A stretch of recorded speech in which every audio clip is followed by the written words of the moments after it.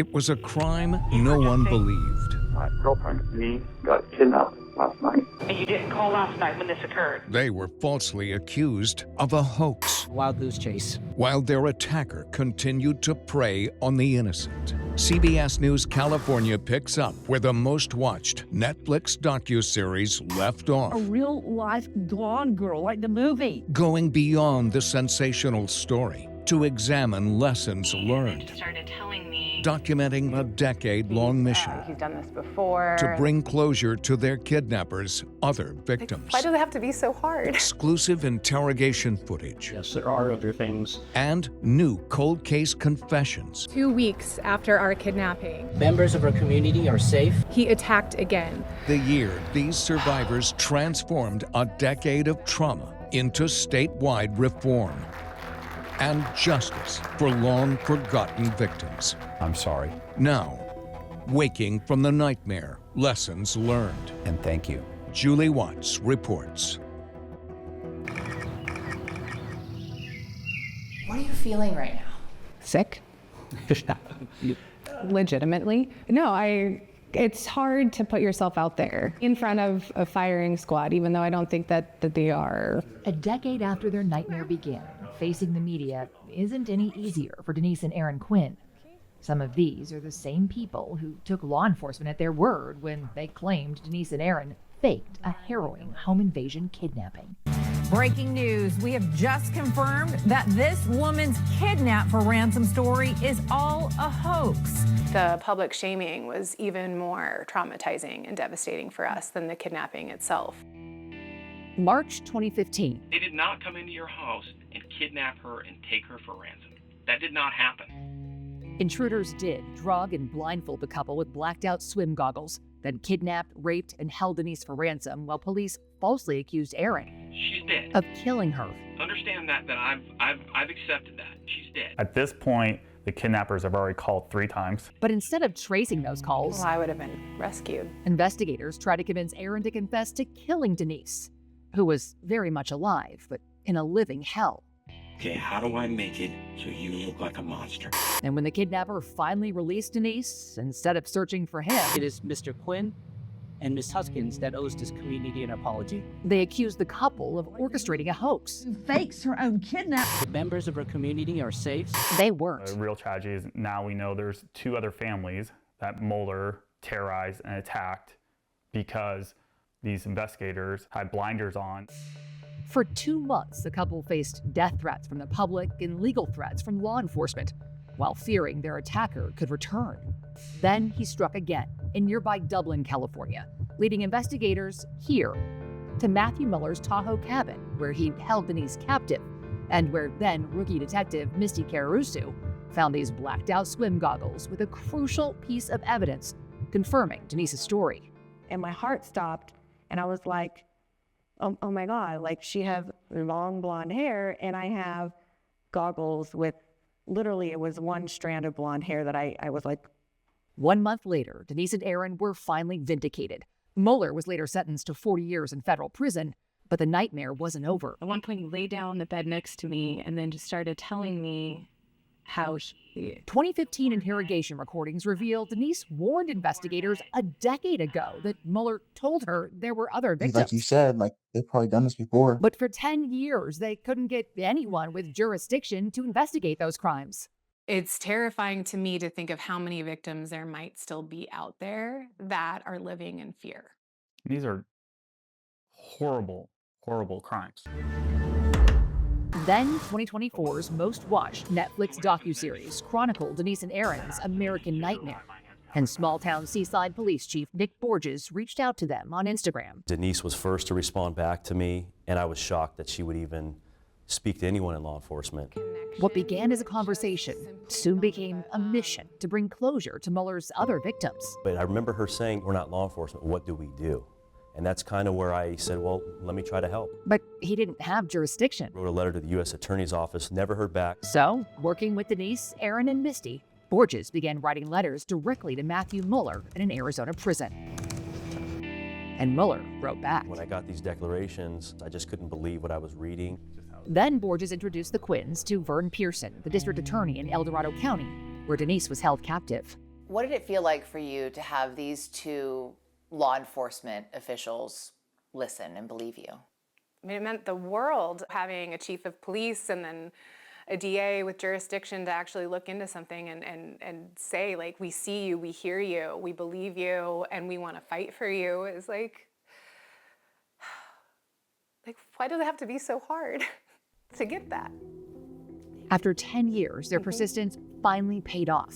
First, Mueller confessed to additional crimes in letters. Then, he revealed key details during in-prison interviews that led investigators to more than a half dozen new victims, some still living in fear. When we return, Yes, there are other things. new cold case confessions, now public for the first time, and how the difference between these two interrogations led to law enforcement changes statewide. Now, cold case confessions, first obtained by CBS News California. I ordered them out of the town. Confessions that brought closure to victims after decades of fear. Went to Sundsville. Closure that could have come sooner if only law enforcement had listened. Why does it have to be so hard? Now, the conclusion of Waking from the Nightmare, Lessons Learned. Julie Watts reports. One of the most striking things is finding out how young he was when he started. So age 16, attacking a couple. November 2024. For the first time, Mueller described in chilling detail ambushing a couple at a campsite when he was still a teen. I ordered them out of the town. I told them I had a gun. I believe I tied them both. At the time, police didn't believe the victims. Like Denise and Aaron, they suspected the boyfriend in that case too. After more than 30 years of justice delayed, that couple is also still together. Through Denise's and Aaron's persistence, we were able to bring justice to other victims. Mueller also confessed to 2 home invasion attempted rapes in Santa Clara County in 2009. The next one was in Palo Alto, where I had actual police contact. Police questioned Mueller at the time, but said they didn't have enough evidence to charge him. Despite similarities to Denise's case 7 years later, they never reopened those cold cases or retested Mueller's DNA. I'm sorry. Which Santa Clara County DA Jeff Rosen acknowledges. And thank you. Was justice delayed. Because you didn't give up, other victims have been saved. When Mueller was finally sentenced to 2 life terms for those cold case crimes, it came the week of the 10-year anniversary of our kidnapping. So it was very wow, just looking back and all that we had gone through and everything that it took to get to this place. But the confessions didn't end there. Next, Mueller confessed to an unreported 2015 home invasion robbery in Contra Costa County just 2 weeks after he released Denise. A real-life Gone Girl, like the movie. While the world still believed The members of our community are safe. they weren't. Tied them up, went to Sundsville, woke him up. In recorded confessions, Mueller describes how he convinced the family to stay quiet all these years, threatening his accomplices would find and harm their kids. That's very good reason if I didn't go for it. Contra Costa DA Dinah Becton stresses this one wasn't a cold case. We had no knowledge that they had suffered this horrible crime. They found the victims a decade later, still living in fear from a crime that wouldn't have even been investigated without Denise and Aaron or the rookie detective, the small town chief, and rural county DA who finally believed them. 2 weeks after our kidnapping, he attacked again. Together, this team helped bring closure to more than a half dozen survivors. So, nearly a decade later, Aaron and Denise are back in front of the media. But this time, they have law enforcement on their side. We are so grateful to have found a team in law enforcement who respects us, who values us as victims, and is willing to work with us and collaborate with us. We're hoping that this can be a really positive example of this is how policing can be, this is how investigations can be. And now they're working together, helping to retrain officers using their nightmare as a case study. I'm not going to admit to something I didn't do. Detective Musser thinks he's a human lie detector, and the training that he got makes him believe that's so. Investigators point to Aaron's interrogation as a textbook example of old-school training methods dating back to the 1940s, developed to replace the use of physical torture. His primary goal right now is to get a confession, because he knows confessions get convictions. Interrogators were trained to create a high-pressure environment, often by isolating or lying to the suspect. As for my family, they tell me they don't know where they are. My family was in the police station. FBI polygraph expert Special Agent French lied too. There's no question in my mind that you failed this test. Then interrogators are taught to minimize the seriousness of the crime. And this was an accident. I know it was an accident. I could see that she accidentally died. And ultimately make a confession seem like the best option for the suspect. I promise you, if you're painted that cold, ruthless killer, everything that you're trying to protect is going to be gone. That's a choice you're going through. Am I going to look like a monster? Or if I say, oh, it was an accident, then maybe I'll get some leniency. And I start figuring out, okay, how do I make it so you look like a monster?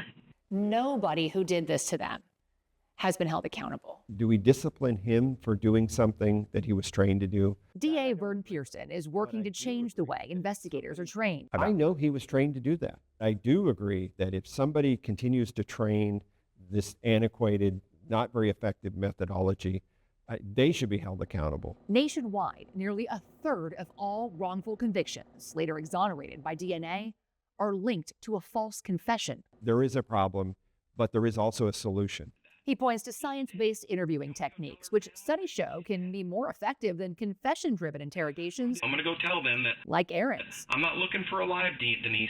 I'm looking for dead Denise. He has no evidence to support that conclusion. That is part of the training. And under science-based interviewing, what would he be saying? Instead of talking, he would have Aaron talking. Pearson explains the goal of a science-based interview is to get detailed information instead of a confession. Take a detailed statement and you compare that to other known facts. He says it's how they got Mueller to lead them to half a dozen cold case victims. Used for a task coach. Science-based interviewers build rapport with the suspect, focus on communication instead of control. I don't want you to say a word, okay? I need you to listen. He'll stop my denials. He won't let me speak. Compare Aaron's interrogation to Muller's. Would you like me to expand on that? No. That. Okay. So. And science-based interviews focus on open-ended questions instead of presuming guilt. Tell me a little bit about that relationship. She's dead. The only other explanation here is that she wanted to be gone, and you're helping her be gone. At a law enforcement conference in South Lake Tahoe, Denise Huskins is no longer a name on a case file. She's an expert. This was actually something quite common, too common, the disbelief of victims and survivors. The couple, once discredited by authorities, is now helping to train them, alongside the officers who finally believe them. She's dead. Together, this team helped solve at least 4 cold case crimes this year. 32 years of unanswered questions and justice delayed. Cases that could have been solved sooner. Victims who could have been spared. But thanks to Denise and Aaron, they were not forgotten. And so it means the world to be invited to come to these things, to have law enforcement care and work with us. Together, they're writing their next chapter, using trauma to teach, turning pain into purpose, proving that when survivors are believed, cold cases don't have to stay cold. We're back in Tahoe, not far from where this all started. What's it like for you to be in this room this close to where you were held hostage? Yeah. Again, it's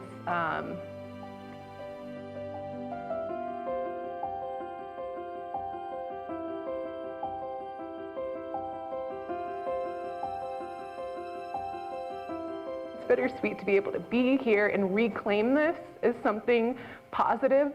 Denise and Aaron Quinn are the California District Attorney's Witnesses of the Year. Not for what they endured, but for what they made possible. Thank you. I'm sorry. And thank you. Thank you for not giving up. Thank you for giving law enforcement a second chance. Thank you for your persistence. Thank you for your courage.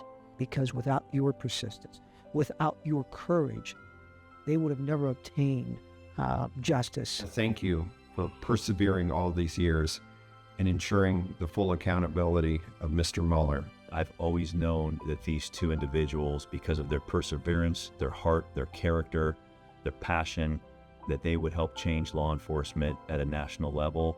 It's beyond words. But what truly sets you apart is the way that you've turned your pain into power.